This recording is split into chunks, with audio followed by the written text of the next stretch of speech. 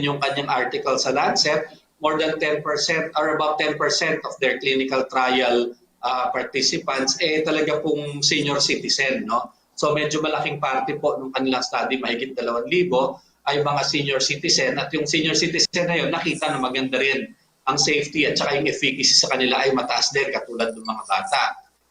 Pagkatapos po, kung titingnan din natin yung kanilang pag-aaral sa Lancet, 25% ng kanilang mga participants may mga comorbidities, no? May mga diabetic, may mga high blood, at napakita nila na maganda rin ang resulta sa mga ito. So mas wide po ang kanyang indication at mas marami pong taong maaaring paggamitan ng bakuna.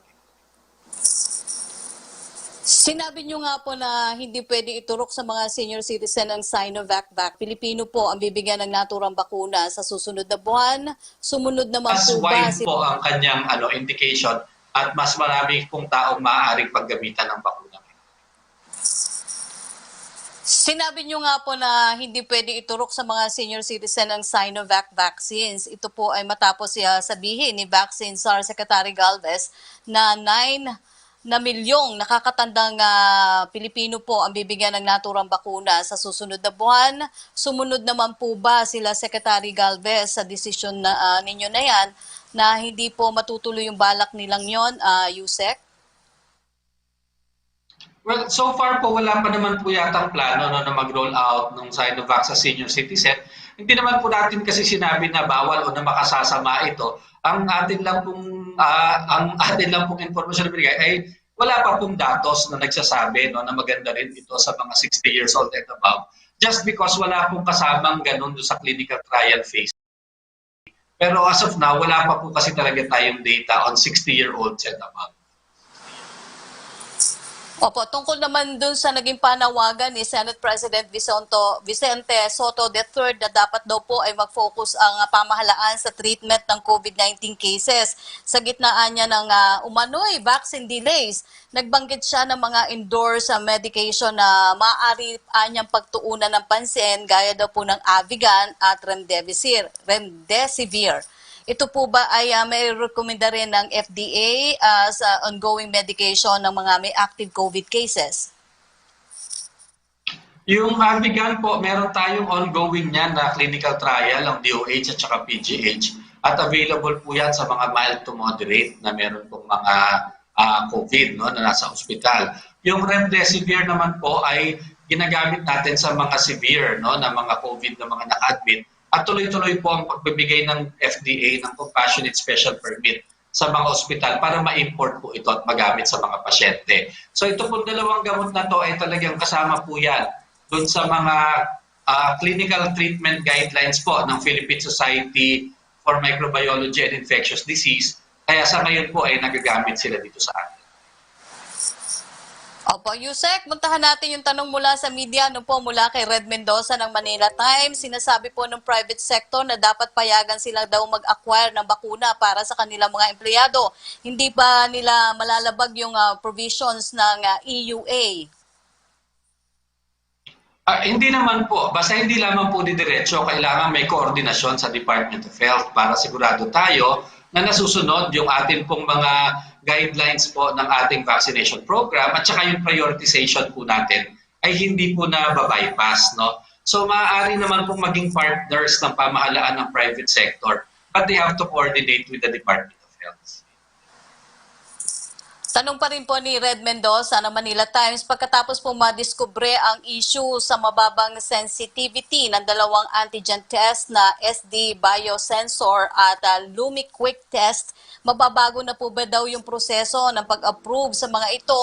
Dapat na po bang mauna yung evaluation ng RITM bago po yung approval ng FDA? Opo, so yun po yung ginagawa namin ngayon na ilalabas namin na bagong issuance. Kasi nga marami na rin naman pong kits na available. So yung mga kits na nandito na ay kailangan pumasa sila doon sa kanilang RITM evaluation para maituloy nila ang pagbibenta ng kits. Pagkatapos naman yung mga darating pa po ng mga bagong mag-a-apply, kailangan na po ng RITM evaluation bago po natin i-approve. Opo. Yusek, may tanong po si Maricel Halili ng TV5. May mga gumagamit daw po ng ivermectin vaccine kahit walang endorsement ng FDA. Please reiterate daw po your advice to the public. How effective or how risky is this? Yung ivermectin po kasi, isa siya sa mga talagang, may mga clinical trials po no, to see the effect of ivermectin in the treatment and prevention of COVID-19. Kaya lang sa ngayon po, lahat ng mga clinical trial ay wala pa pong nagpapakita ng magandang ebidensya na para sabihin na nakakatulong siya. Wala pa po tayong nakikitang benefit sa gamot na to. Kaya hindi pa po natin siya ma-advise na panggamot for COVID-19. Pangalawa, sa Pilipinas po kasi, ang mga registered lamang na tableta o oral medicines for ivermectin ay para sa mga hayop. Wala pong human na ivermectin na oral preparations na registered at approved dito sa Pilipinas. Kaya binabalaan po namin na huwag po tayong iinom ng gamot na para sa mga hayop kasi iba po ang dosage niyan, iba po ang quality niyan at hindi po tayo nakasisigurado na ito ay aakma sa tao lalo na po pag maling dose o mali po yung ating nainom. Opo, tanong naman ni Joseph Morong ng GMA News, would you recommend then yung Sputnik V sa mga seniors who are next in line daw po sa vaccination? Ibig sabihin nito na gamitin for seniors after natin ma-finish yung healthcare workers. When do you think we can do that? Opo, so yung pong ito pong Sputnik V, pwede po yung gamitin sa seniors, the same as AstraZeneca at saka yung Pfizer. Kasi po itong tatlong ito, kung babasahin po natin yung mga published clinical trial results, makikita naman po natin na a certain portion of their subjects included elderly. Hopefully po, ang plano po na nalaman ko ng ating pamahalaan na makapag-umpisa na sa mga senior citizens ay by April.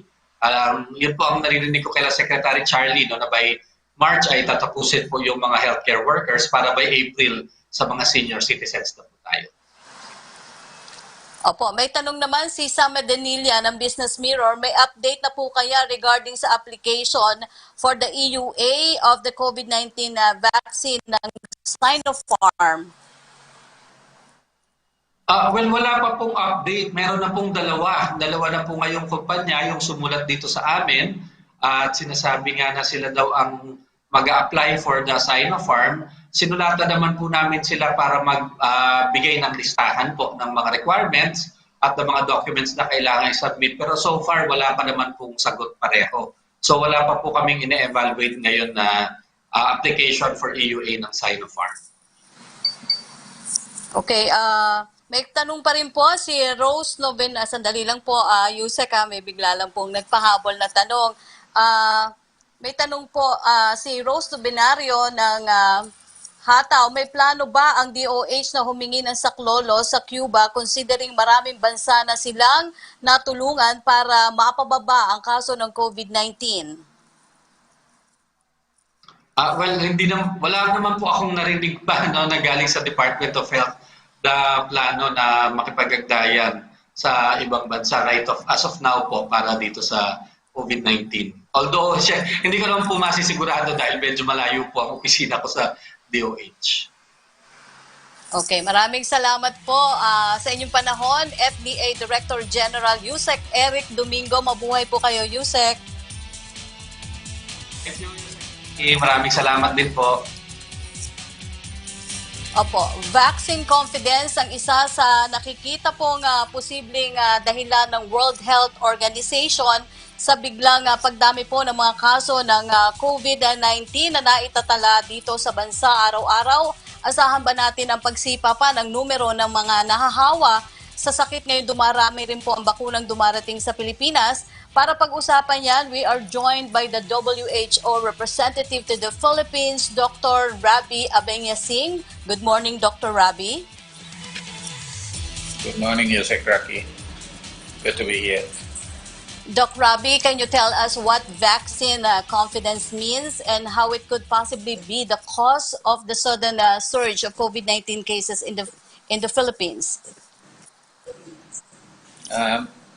It's not vaccine confidence, it's vaccine optimism probably that is responsible to some extent. to an increase of COVID cases, not only here in the Philippines, but in other countries also where we are seeing an increase. The interpretation is that with the arrival of vaccines, people started relaxing their protocol compliance, so the public health behaviors. There was a tendency, not largely, but in small measure, to go out more frequently, to meet more frequently with other people. Of course, this was partly because of the long quarantine periods and the long lockdowns that people have undergone. And so with the arrival of vaccines in many countries, there was an optimism that people can go back quickly to the way they lived life before the pandemic. And these little changes in compliance with the protocols is believed to have caused opportunity for the virus to transmit more freely, and that could have been one of the causes why we are seeing increased transmission here in the Philippines also. Dr. Robbie, has the same scenario been observed in other countries that has started their vaccine rollout? Yes, so we are seeing right now a global increase in cases. Our Director General mentioned that this on Friday, that last week was the 4th consecutive week. We are seeing a week-on-week increase of the number of cases reported globally. So after a stabilization of transmission in January and early February, we have seen now that globally in several countries we are seeing an increase of transmission. And the thinking is that this could be related to vaccine optimism and the arrival of vaccines and not following the protocols and the physical distancing as before the vaccines arrived. But it could also be to some extent linked to circulation of new variants that are thought to have increased transmissibility. So the mix of these factors could actually be causing higher levels of transmission in the Philippines also. Dr. Robbie, now that the FDA gave the green light to the Sputnik V vaccine from Russia, is this vaccine already included to the WHO's emergency use listing? If so, could the Philippines possibly get this from the COVAX facility on top of the AstraZeneca and Pfizer vaccines? Unfortunately, the Sputnik V vaccine is not part of the WHO EUL process yet. It is a vaccine that is being considered by WHO for EUL listing because of its reported high efficacy, but the process is not yet complete, and so it cannot be included in the COVAX folder of vaccines until WHO grants emergency use listing status for the Sputnik V.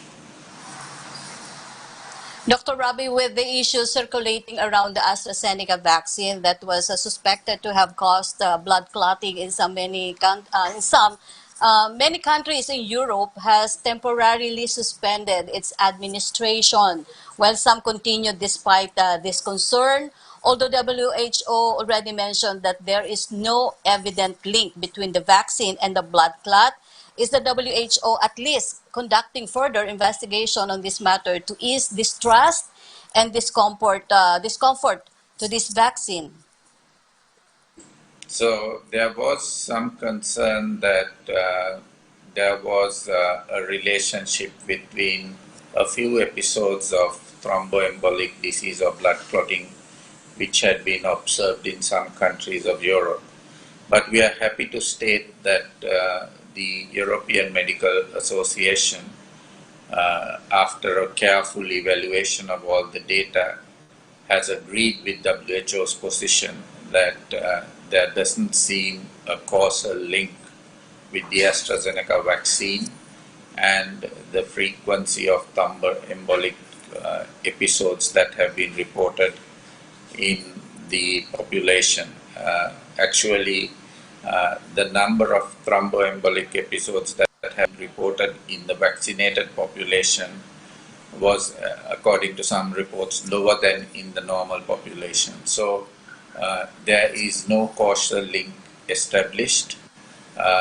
And so we are conscious of the fact that there were about 40 cases of such disease episodes reported in Europe, but this is in comparison to almost 50 million doses of AstraZeneca that have been administered, nearly 20 million in Europe and about 30 million in other parts of the world. And these reports have not been seen anywhere. So based on this fact, WHO and now the European Medical Association reiterates that there is no link and it is safe to use the vaccines. Of course, recognizing that these are emergency use listed vaccines, WHO and the European Medical Association continue to say that national authorities need to monitor carefully for side effects, and we encourage countries using AstraZeneca vaccine to do that. The current position is that there is no evidence that the vaccines actually are causing those episodes, and therefore the usefulness of using the vaccine far outweigh these few sporadic cases that have been reported to WHO.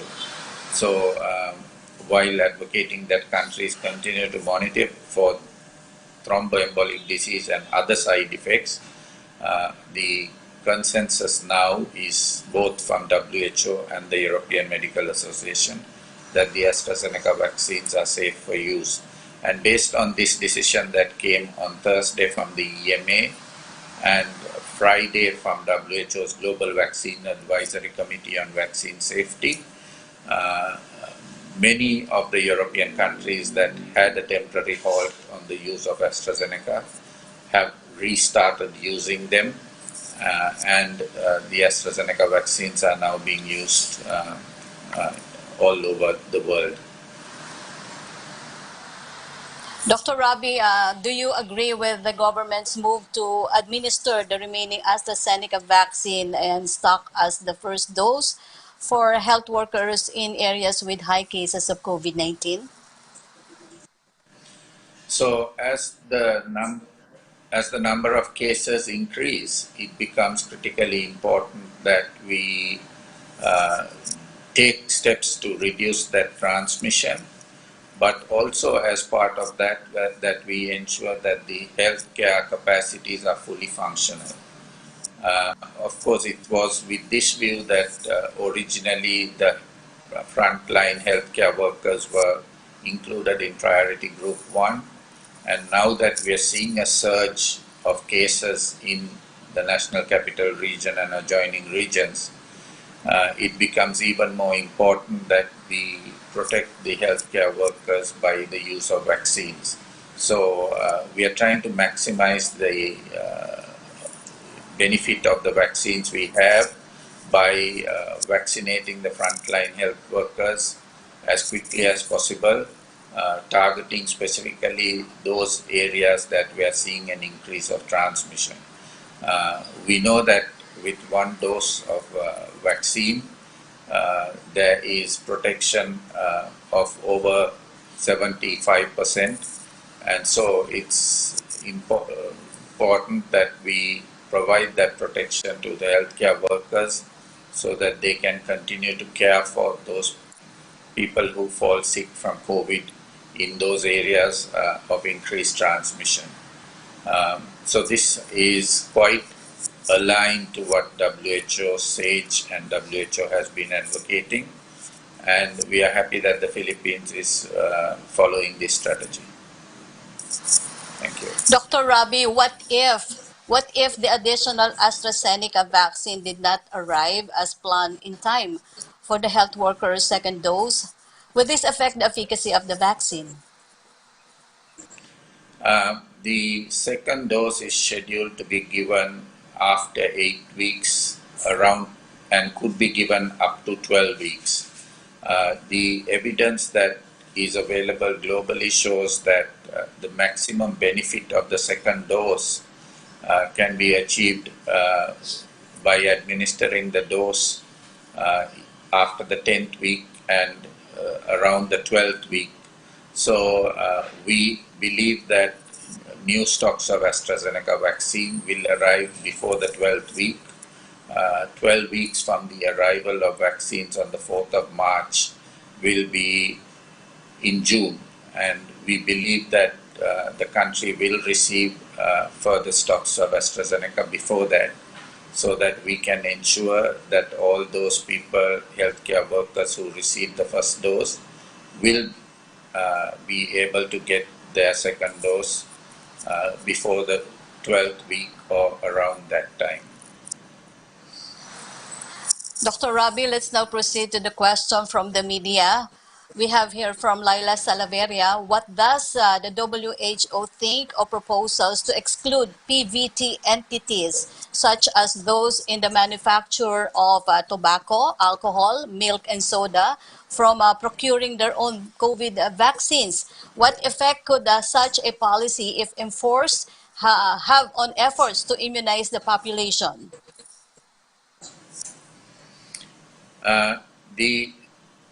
The concern with those sectors procuring and distributing vaccines was that that could be used as advocacy for those products and could be interpreted from that light. So under the Framework Convention for Tobacco Control, which the Philippines has signed, there are limitations on providing opportunities for those industries to be providing health-related services or using health-related services for marketing advocacy. It's in line with this, we believe that the Department of Health does not encourage those industries to be involved in the distribution of vaccines. Of course, their workers will be entitled to vaccines through the national vaccine rollout.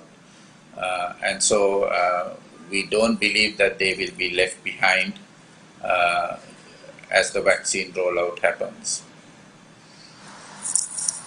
We have another questions from Red Mendoza of Manila Times. Former National Task Force Advisor Dr. Tony Liachon criticized your statement in our previous conference where you said that vaccine optimism was the reason why cases have increased in the country, stressing that the ultimate blame for the increase of cases in the country was the slow response of the government. What can you say about this? Well, the fundamental reason is why are we seeing an increase, and as I mentioned the last time, this increase is not limited to the Philippines. We are seeing an increase in many countries, including in countries that have been rolling out vaccines rather successfully. So it's something larger than the slow response. The slow response could be attributed to increasing cases continuing, but the fundamental reason that actually contributed to an increase in cases is rather more likely to be linked to the factors I already mentioned. Another question from Red Mendoza, with more than 21,000 cases posted in the past 3 days, is this a cause for alarm for the government to strengthen its response? Do you think the current measures that were imposed on Sunday are enough? There are two aspects that need to be looked at. Clearly, the compliance with the minimum public health standards need to be reinforced.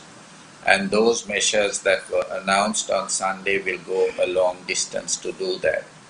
But if we also assume that this transmission is in some way linked to the circulation of new variants who are reported to have increased transmissibility, it becomes increasingly important that at a local government level, we expedite the case detection, testing, the contact tracing, the quarantining and isolation of infected people and exposed people, close contacts. This aspect of the response is something that has suffered through the year because, as I've mentioned before, the implementation has been different across different local government units. So this is again an opportunity to reinforce and ensure that those measures are strengthened in addition to the non-pharmaceutical measures or the minimum public health standard that are being strengthened through the resolution of the IATA. Dr. Rabi, a question from Joseph Morong of GMA News. If you analyze the present situation in the Philippines, what are the areas of improvement in the government's response to the pandemic? So, as I already mentioned, the need to strengthen the rapid testing and strengthening the contact tracing and management, the identification of sources of infection. Where is the transmission actually happening? Is it limited to social gatherings in families or among friends? Is it also being driven by gatherings at work sites, in dormitories? This kind of investigation at local government level is critically important so that we identify those mass amplifying events and do everything possible to minimize the occurrence and the repeat occurrence of such situations. So this is an area that we have not been able to strengthen over the last few months, and maybe this is an opportunity for us to focus on that and identify those settings where we see transmission happening and to share that information with the public so that the public can avoid those places and protect themselves more effectively. From Sami Denilla of Business Mirror, has the WHO already conducted a study on the P3 variant of COVID-19, which was first detected in the Philippines? If yes, it is more infectious than the usual kind of COVID-19. So the P3 variant appears to be linked to the P1 variant, which originally was reported from Manaus in Brazil, but with some further mutations. Now, the question is the P3 variant associated with increased transmissibility or increased severity of disease? WHO here in the Philippines and in other countries where the P3 variant has been confirmed is working with national authorities, including here in the DOH and the Philippine Genome Center. We are trying to understand the number of confirmed cases of P3 variants, what are their clinical symptoms, how many close contacts of them have been infected, because all this information will help us to come up with a hypothesis whether the P3 variant is actually linked to increased transmissibility or causing more severe disease. So this is an ongoing process. I would like to remind you that the B117 variant, which was originally detected in the UK in September last year, is still being analyzed and we are trying to understand. So this process takes a long time. The P3 variant was confirmed only in early March, late February. So this is going to take a few more weeks or months to understand the epidemiological significance of the P3 variant and whether it is actually linked to increased transmissibility or severity of disease. Dr. Rabi, from Joseph Morong, how soon do you think should the Philippines ramp up a vaccination to stern the rise in COVID cases and to stem the rise in COVID cases? And can the Philippines use Sputnik V for the senior citizens? So, vaccination is a critical component of the COVID response. We have repeatedly been saying that we want access to vaccines, equitable access to vaccines across the world, and especially more so in countries that are seeing an increase in transmission, because the impact of the vaccines will be far more marked if we can have populations in those places that are seeing increased transmission vaccinated. So in line with this, we are very much supportive of the Philippine government's efforts to access vaccines and provide protection to the population. This is, of course, in addition to the minimum public health standards that need to be reinforced. What we know is that if we can provide vaccines, particularly to the frontliners and the healthcare workers, we will see a marked decrease in severe COVID and a decrease in deaths.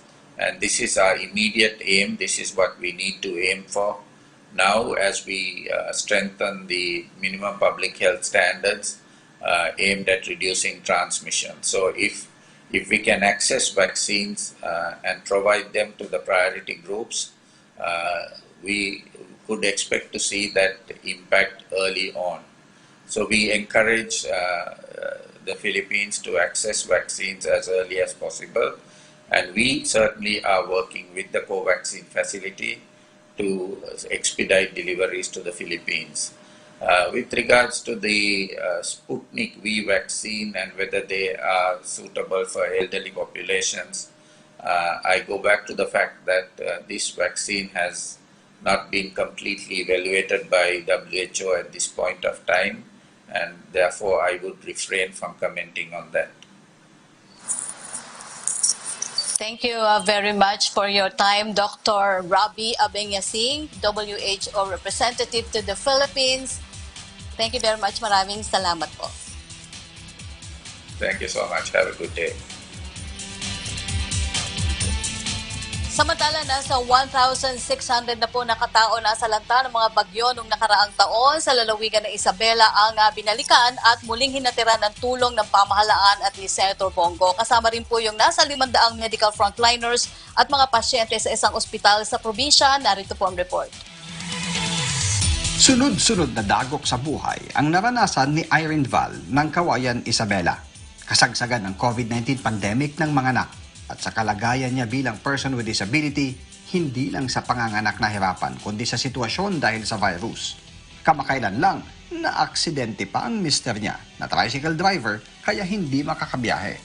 May anak po akong baby, 10 months old po, na naggagatas po siya. Hindi ko po alam kung saan ko kukunin yung panggatas niya, sir, at yung sa araw-araw namin. Tapos magbayad po namin ng kuryente. Malaki po yung problema namin kasi pinapabayaran po kami ng babae ng 22K. Saan po kami kukuha nun? Mahirap lang po kami. Kahit na po 1,000, mahirap nang hanapin. Lalo na po yun. Pumunta siya ng City Hall para i-follow up ang kuha ng CCTV sa pagka-aksidente ng asawa nang tiyempong na mahagi ng ayuda ang tanggapan ni Senador Go at kabilang siya sa nabigyan. Masayang-masaya po kasi hindi ko po akalain na mabibigyan po ako kasi ang sadya ko po talaga dito, si Vice Mayor po, kakausapin ko lang po about sa CCTV para malaman po kung ano po yung totoong nangyari sa asawa ko. Nitong nakaraang linggo, binalikan ni Senador Christopher Bongo ang Ilagan, Isabela para ituloy ang pamamahagi ng ayuda sa mga nabiktima pa ng bagyo at pagbaha noong nakaraang taon. Abot sa 1,600 na mga benepisyaryo ang inabutan nito ng mga pagkain, grocery, vitamins, mask at face shield, sapatos, bike at tablets. Bukod sa Kawayan City, nag-ikot din ang kanyang outreach team sa mga bayan ng Santa Maria, San Pablo at Santo Tomas para mamahagi ng tulong sa mga naapektuhan ng kalamidad.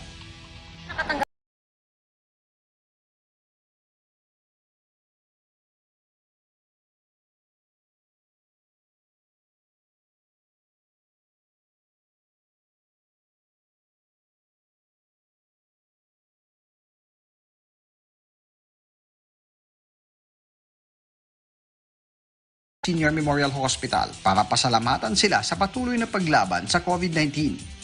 Abot sa 500 mga medical frontliners at mga mahihirap na pasyente ang inabutan ng tulong. Ngayon lang nagkaroon ng ganito na isang napakahalaga, napakalaking bagay para sa ating mga kababayan. Kasi lahat ng mga nagkakasakit na walang-wala, natutulungan niya. No? Kay Senator Bongo, maraming salamat. No? Siyempre sa ating presidente. No? Bilang isang frontliner, napakahirap po para sa amin na labanan ang hindi po namin nakikitang sakit. Kaya po kaming mga frontliners ay nagpapasalamat kay Pangulong Rodrigo Duterte para kami prioritize sa vaccine na to. Kami po nabakunahan last week ng Sinovac po.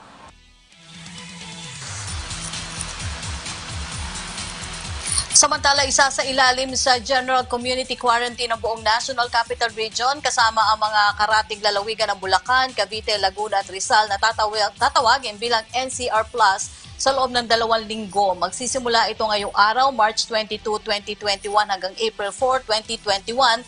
Yan po ay base sa pinakahuling resolusyon na inilabas ng Interagency Task Force Against COVID-19 kahapon bilang tugon sa patuloy na paglobo po ng mga kaso ng COVID-19 sa bansa. Dahil dito magiging isang travel bubble sa loob ng 2 linggo ang NCR Plus. Ibig sabihin po, hindi pwedeng pumasok at lumabas mula sa travel bubble na ito ang mga may non-essential travel. Tanging ang mga authorized persons outside of residence o upper lang po ang papayagan. Magpapatupad din po ng 10 p.m. to 5 a.m. common curfew sa buong NCR, Bulacan, Cavite, Laguna at Rizal.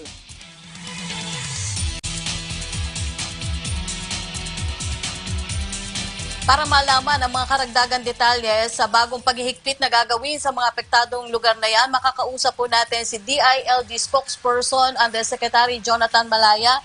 Good morning po, Yusek. Yes, magandang umaga, Yusek Rocky.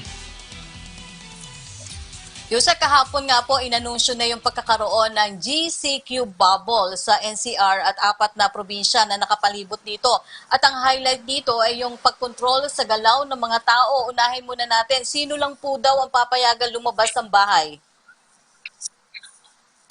Opo, Yusek Rocky, ang dahilan po nitong paghihigpit natin ay para nga po hindi Yusek? na pumalat pa ang COVID-19. So gumawa po ang ating pamahalaan ng tinatawag na travel bubble o itong NCR plus neighboring provinces o yung matatawag po nating Mega Manila area. So hindi muna po makakalabas for 2 weeks or makakapasok ang mga taong walang essential travel except yung mga essential workers na makapagpapakita ng ID nila na sila ay kailangan gumalaw dahil sa trabaho, yung mga health and emergency frontline services personnel, mga taong gobyerno na may essential na ginagawa, mga kumpanya na humanitarian ang ginagawa, persons traveling for medical or humanitarian reasons, yung mga papunta po sa airport para bumiyahe papunta sa labas ng bansa, and yung mga pauwi sa Metro Manila galing sa isang leisure activity. And of course, yung mga returning overseas Filipinos and overseas Filipino workers. So,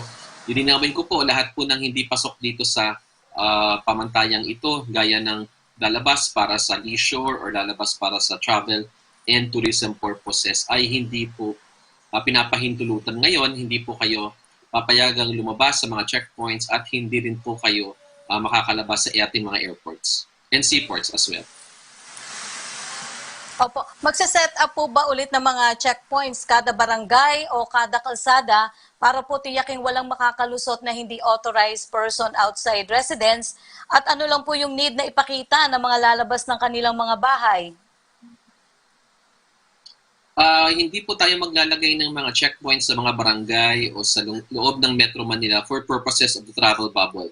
Ang mga checkpoints po natin, Yusek, ay nasa mga boundaries ng Bulacan papuntang Pampanga, sa boundary ng Rizal papunta sa mga karatig probinsya, sa boundary ng Cavite and Batangas, at yung mga boundaries ng Laguna papunta naman sa Quezon. No? So, nandyan po mga 20 po yan na tinatawag nating quarantine control points. Kagabi po ng alas 12 ng ating gabi ay nakapag-set up ng ating Joint Task Force COVID Shield sa pangunguna ni General Cesar Hosorn Binag. No? Yung mga checkpoints pong ilinalagay natin sa Metro Manila ay hindi for purposes of the travel bubble, yun po ay for purposes of the curfew restrictions natin. Nagtalaga po tayo ng mga 10,000 kapulisan sa buong Metro Manila at karatig lugar para po ma-implement ng maayos yung ating curfew na nagsisimula ng alas 10 hanggang alas 5 ng madaling araw. Opo, sabi po sa resolusyon, senior citizens daw po are allowed kung may importanteng gawain, katulad po na mag-exercise at mag-engage po sa non-contact sports. May limit ba yung layo na pupuntahan nilang lugar? How do we enforce na hindi po maaabuso itong exemption na ito? Opo, pwede nga pong lumabas para mag-exercise ang ating mga senior citizens or kaya naman bumili ng pagkain or bumili ng mga gamot sa mercury drug, for example, o sa mga butika natin. Ngunit doon po sa mga outdoor exercises, kailangan malapit lang po sa kanilang tinitirhan. Kasi po it will defeat the purpose of itong ating gagawin kung sasabihin natin na yung taga Las Piñas ay dadayo pa ng Luneta o yung mga taga Parañaque ay dadayo pa ng UP campus para mag-exercise lamang. Doon po tayo mag-exercise sa mga malalapit na lugar sa atin, no? Na open air. Doon po tayo mag-exercise. Kung kayo po ay nakatira sa subdivision, doon sa inyong clubhouse or any open area. Kung kayo naman po ay hindi nakatira sa subdivision, kahit po saang lugar, pero wag na po tayong dumayo pa sa kabilang bayan para lang po mag-exercise because it will defeat the very purpose of yung ating stay-at-home policy. Opo, paano daw po yung nasa public transport? Iisa-isahin ba ulit yung route purpose ng travel nila kapag dumaan sa border? Opo, for purposes of implementing the travel bubble, lahat po ng papasok at palabas ng Metro Manila na nakasakay sa mga pribado or pampublikong sasakyan ay i-inspekin po yan ng ating kapulisan. So maghanda na po tayo ng mga ebidensya na tayo ay pasok doon sa IATF Resolution number 104. Ipakita po natin sa mga pulis na ang ginagawa natin ay essential work or essential function. So, pwede pong pababain ang lahat ng nakasakay sa mga public transportation. Yun naman pong mga nakasakay sa pribadong sasakyan ay kailangan lamang buksan ng kanilang mga bintana at isumite sa ating kapulisan yung ating mga dokumento magpapatunay na ang ginagawa natin ay essential at hindi leisure or tourism purposes. Opo, Yusek, unahin ko na itong tanong ni Pia Gutierrez ng ABS-CBN. Ano po, LGUs outside the bubble have implemented their own versions of quarantines. Example daw po, Pampanga has imposed house quarantine province-wide. Is this allowed? Hindi ba dapat may approval ito ng IATF?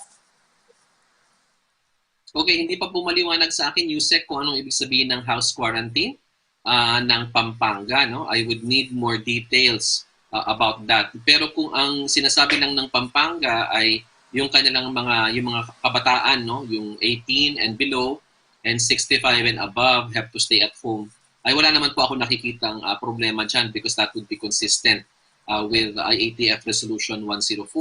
Ngunit kung pinagbabawal na po lahat ng tao na lumabas at makapagtrabaho o kaya naman ay mag-access ng essential services o kaya naman gumawa ng isang bagay na with relation to livelihood or work, ay yan po ay hindi po yan consistent sa IATF resolution, and we would request the Pampanga provincial government to withdraw that policy. Tanong po ni Bea Bernardo ng PTV, ang non-essential travel po ba like a staycation within the NCR Plus bubble ay papayagan o hindi? Okay. Pwede po yung mga staycation within Metro Manila dahil nga po ngayong Holy Week, no? Marami na pong nagplanong lumabas, ngunit dahil nga po dito sa ating imposition of the travel bubble, hindi na po kayo makakalabas. Ngunit, remember, meron po tayong prohibition on any form of mass gathering. Ibig pong sabihin, kung mag-staycation po kayo lang pong immediate family. Kasi po, let me give an example, Yusek. Lalabas ng Metro Manila, pupunta ng Laguna. Allowed yun because we are one contiguous area, NCR+. Pero 30 naman kayo at pupunta kayo sa Calamba para mag-swimming doon sa mga, or sa Los Baños para mag-swimming or sa Pansol, no? pinagbabawal po yan. Hindi po yan pwede. No? It must only be your immediate family. Dahil hindi nga pinagbabawal nga po ng mahigpit yung public or mass gathering. Especially po yung mga indoor gatherings, Yusek. Kasi di ba kita natin, ang hawaan ngayon, household level.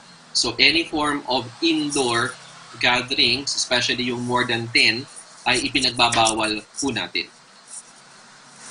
Opo. Question from Jackie Madabat ng ABS-CBN, what is the protocol if a passenger daw po tests positive for COVID-19 at a transport hub, RT-PCR and antigen?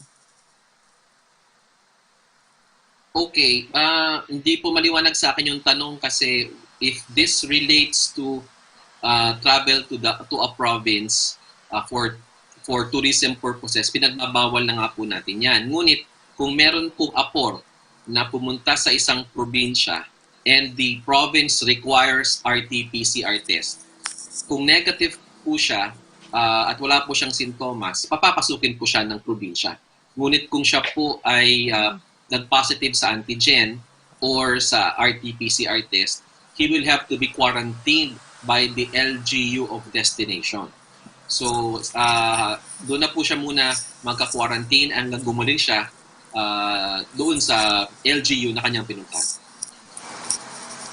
Mula pa rin po kay Jackie Manabat, some of those who tested antigen positive were asked daw po by some barangays to take the taxi from the airport. Allowed ba to? At if yes, bakit daw po? Yusek Rocky, saang nangyari ito? No? Kasi this may be Metro Manila, this may be Cebu, this may be Davao. So, I'd like just to ask Jackie for additional information para mas masagot ko ng tama yung tanong. Kasi nag-iba-iba na kasi yung rules natin for Metro Manila at iba naman yung pulisiya natin outside of the Greater Manila area. Opo. Tanong pa rin po ni Jackie Manabat, who will determine daw po if the travel is essential and non-essential? Well, unang-una, the person himself, no? You will know if your travel is essential because if you are doing it for purposes of work, no, you are an architect and or you are a logistics handler and you have to leave Manila para maghatid ng mga goods, no? Isa kang agriculture, you're related to delivery of food into and outside of Metro Manila, no? You are working for Mercury Drug and you are delivering drugs outside of Metro Manila or to Metro Manila. Lahat po yan essential because those are work-related. Pero kung uuwi po tayo sa ating mga probinsya para magbakasyon, that is not work. That is not essential work. That is leisure and that is already travel and tourism. So it will be you at the beginning, but if you will insist, it will now be the airlines for those flying outside of the country, or the agencies of government at our airports. It will be the seaports, yung ating mga the different sea companies, no, travel companies for sea travel, and it will also be the police officers manning the checkpoints who will determine if you are undertaking essential travel. Opo. From Raymond Tinasa ng Bombo Radio, kung bubble GCQ ang NCR, Rizal, Laguna, Bulacan at Cavite, meaning pwedeng makabiyahe, walang travel restriction within sa bubble area, except kung lalabas sila sa Batangas and Pampanga? Yes, tama po yan. But Yusek, it has to be read in conjunction with the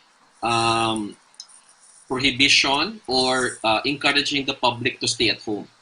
Kasi unang-una, there's a variant spreading in Metro Manila. At ayaw natin ng super spreader events na magpapataas pa ng 7,500 to baka umabot pa ng 9,000, makaabot pa ng 10,000 yan. So, we urge the public, as mentioned in the IATF resolution, na wag na po tayong gumala ng gumala. Although technically, allowed po yan, Yusek, because wala naman tayong border controls between Metro Manila and Laguna and Cavite and Bulacan.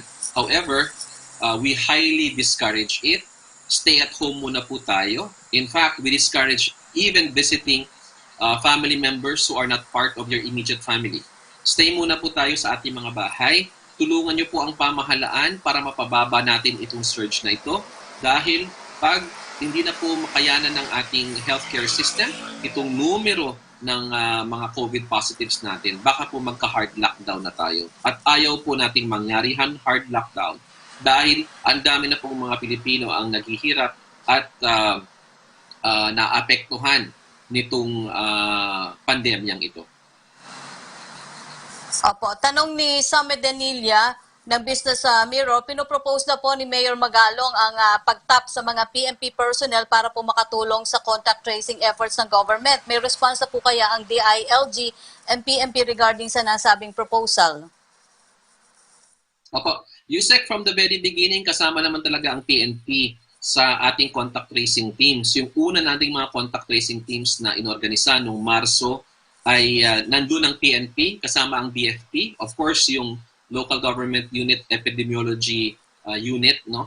And of course, yung ating mga Barangay Health Emergency Response Teams. Ngunit, dahil nga po sa paglobon ng mga kaso dahil sa surge na ito, ay nung nakaraang linggo, ay nagtalaga ng almost 400 additional contact tracers ang ating kapulisan. At ito po ay dineploy physically sa lahat ng local government units sa buong Metro Manila.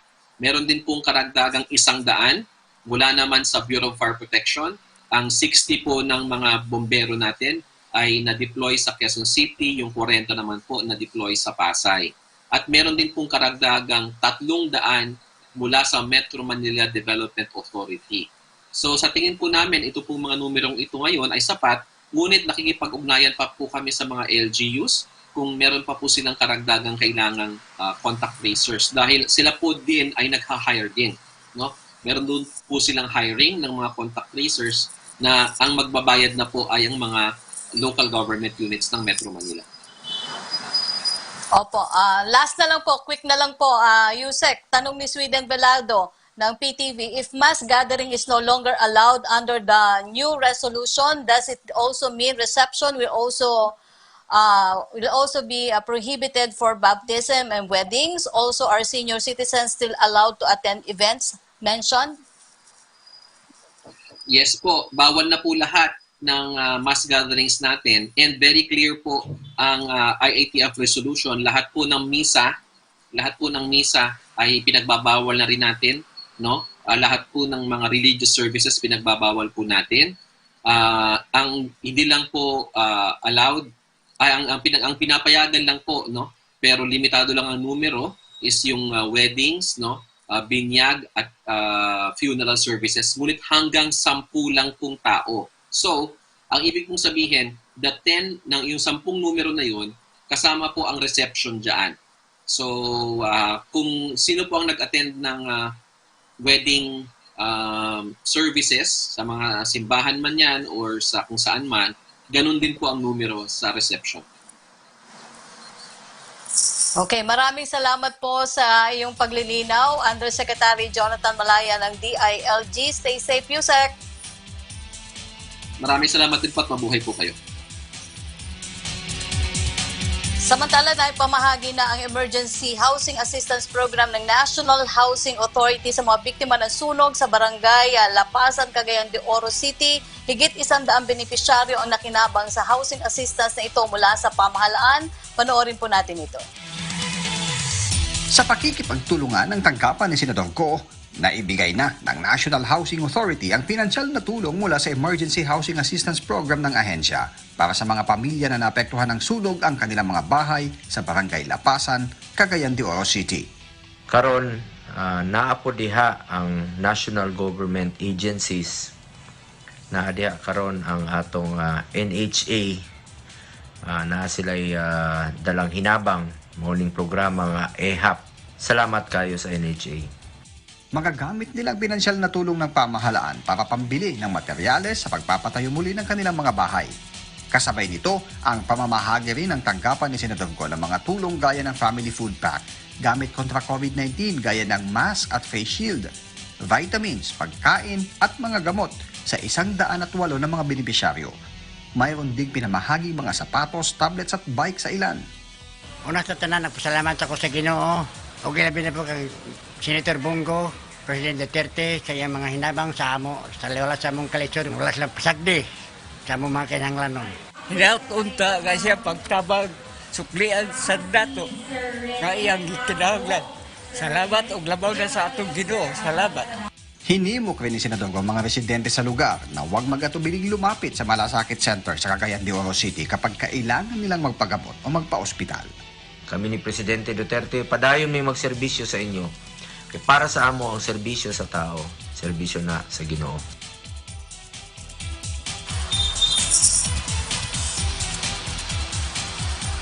Puntahan natin ang mga balitang nakalap ng Philippine Broadcasting Service sa mga lalawigan sa bansa, hatid ni John Mogol. John? Magandang tanghali po, Yusek Rocky. Narito ang ating mga balita. Sa Batangas, ang lokal na pamahalaan ng Alitagtag mahigpit na ipatutupad ang 50% working arrangement. Mula Lucena, narito ang balita ni May Formaran. COVID Radio. Hashtag Laging Handa. Radyo Pilipinas Special Coverage. Mahigpit na ipatutupad simula ngayong araw na ito hanggang sa Abril 4 ng lokal na pamahalaan ng Alitagtag ang 50% working arrangement bilang pagsunod sa inilabas na Memorandum Circular No. 85 ng tanggapan ng Pangulong Rodrigo Duterte. Ayon kay Alitagtag Mayor Edelberto Pongos, magpapatuloy ang pagdaloy ng epektibo at tiyak na paglilingkod ng lokal na pamahalaan sa bawat mamamayan. Kasabay nito, ang operasyon ng Land Bank sa Alitagtag ay sisimula ng alas 8:30 ng umaga hanggang alas 12 ng tanghaling tapat. Sa kabilang dako, pansamantala na munang walang admission ang Martin Marasigan District Hospital sa Alitagtag dahil sa isang pasyente na nagpositibo sa COVID-19. May ilan din na empleyado na kailangang sumailalim sa quarantine at ang pagsasagawa ng disinfection sa mga lugar na apektado, habang ang ibang departamento ng ospital ay patuloy pa rin ang magiging operasyon. Mula sa Lucena, May Formaran, Radyo Pilipinas. Samantala, pag-require ng RT-PCR test result sa lahat ng tutungo sa Western Visayas, aprobado na ng NIATF. Mula RP1 Iloilo, narito ang balita ni JP Hervas. COVID Radio. Hashtag Laging Handa. Radyo Pilipinas Special Coverage. Aprobado na ng National Interagency Task Force, NIATF, ang apila ng mga local chief executives sa Western Visayas na mag-require ng negative RT-PCR test result sa mga nais tumungo sa anumang lugar sa rehiyon. Ito ang pinabatid ni Iloilo City Mayor Jerry Treña sa kanyang social media page kasunod ang pagkipag-usap kay COVID-19 czar Secretary Carlito Galvez. Matutaraang noong nakarang linggo na pagdesisyonan ng lahat ng mga gobernador mula sa 6 na lalawigan ng Western Visayas at mga alkalde ng Iloilo City at Bacolod City na ipanukala ang pag-require ng negative RT-PCR result sa mga biyahero na kailangan di lalampas sa 72 oras bago ang kanilang nakatakdang biyahe. Samantala, ipinabatid din ng alkalde na hindi sinayunan ng NIATF ang apila ng lungsod at lalawigan ng Iloilo na temporaryong magpatupad ng travel moratorium kasunod ng pagtaas ng COVID-19 cases sa Luzon, lalo na sa NCR at Calabarzon. Nagikan sa Iloilo, JP Hervas para sa Radyo Pilipinas. Yusek Rocky, yan po ang mga balita sa ating mga lalawigan mula rito sa PBS Radyo Pilipinas. Ako si John Mogol. Balik sa inyo sa studio. Maraming salamat sa iyo, John Mogol ng PBS Radyo Pilipinas. At dito po nagtatapos ang ating programa sa araw na ito. Ako po ang inyong lingkod, Yusek Rocky Ignacio, mula sa PCOO. Hanggang bukas pong muli dito sa Public Briefing, hashtag Laging Handa PH. Kaya natin to. Kaya natin to.